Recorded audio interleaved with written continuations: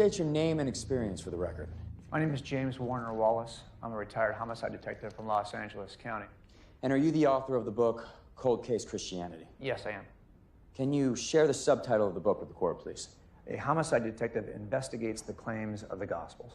Would I be correct in saying that your duties as a homicide detective include investigating cold case homicides? Yes, that is and was my expertise. Don't most of those cases get solved with DNA evidence? Objection. Leading. And counsel is testifying again, Your Honor. I'll rephrase. How many of your cold cases were solved through the use of DNA evidence? None, not one. That's often popular on TV, but our department has never had the good fortune of solving a cold case with DNA. Well, how do most of these cases get solved?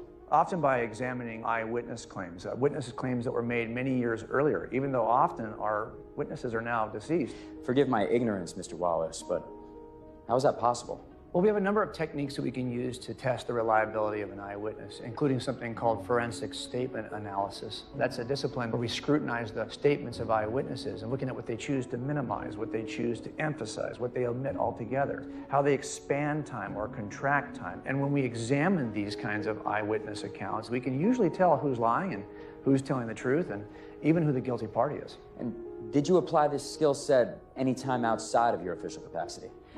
Yes, I applied my expertise to the death of Jesus at the hands of the Romans, and I actually looked at the Gospels as I would any other set of forensic statements. Within a matter of months, I determined that the 4 Gospels, written from different perspectives, contained the eyewitness accounts about the life, ministry, death, and resurrection of Jesus. And did you consider that the 4 accounts might be part of a conspiracy designed to promote belief in a fledgling faith?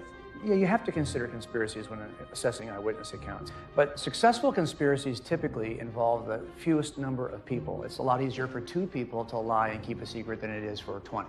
And that's really the problem with the conspiracy theories related to the apostles in the first century. There are just far too many of them trying to hold this conspiracy for far too long a period of time. And far worse, they're experiencing pressure like no other, unimaginable pressure. Every one of these folks was tortured and died for what they claimed to see, and none of them ever recanted their story. So the idea that this is a conspiracy in the first century is just really unreasonable. Instead, what I see in the Gospels is something I call unintended eyewitness support statements. What's an unintended eyewitness support statement? If I can borrow your Bible.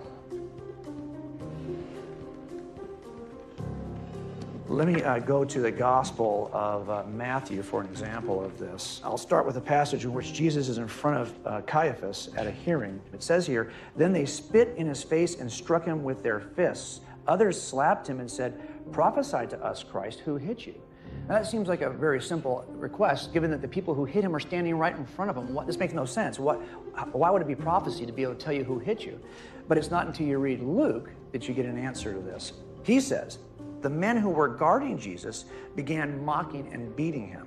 They blindfolded him and demanded, 'Prophesy, who hit you?'" So now we know why this was a challenge, because Luke tells us the thing that Matthew left out, that he was actually blindfolded at the time this took place. This is very common, this kind of unintentional eyewitness support that fills in a detail that the first witness left out.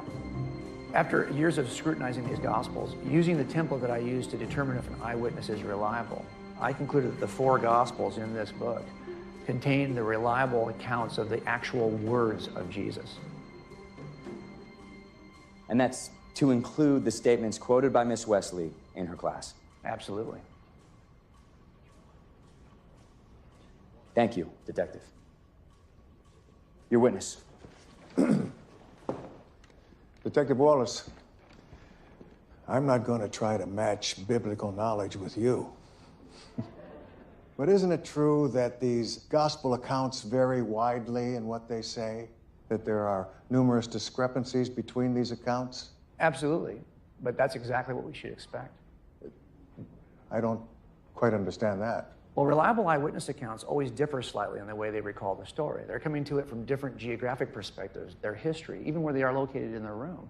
When I examined the Gospels, I was trying to determine if these were accurate, reliable accounts in spite of any differences that might be between the accounts. And as a devout Christian, you feel you succeeded? No, Mr. Kane, I think you misunderstand me. When I began this study, I was a devout atheist. I began examining the Gospels as a committed skeptic. not as a believer. You see, I wasn't raised in a Christian environment, although I do think I have an unusually high regard for the value of evidence. I'm not a Christian because I was raised that way or because I hoped it would satisfy some need or accomplish some goal. I'm simply a Christian because it's evidentially true.